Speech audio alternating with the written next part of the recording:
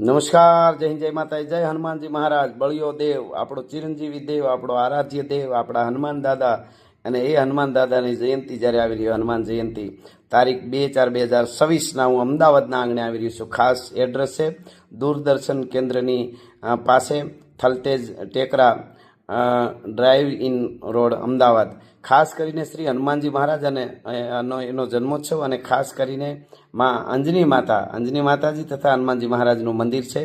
માતુશ્રીનો માં અંજનાનું પણ જ્યાં મંદિર છે, જ્યાં અનેક સેવાઓની પ્રવૃત્તિઓ થાય છે. સનાતનની જ્યોત કાયમના માટે જાગે છે.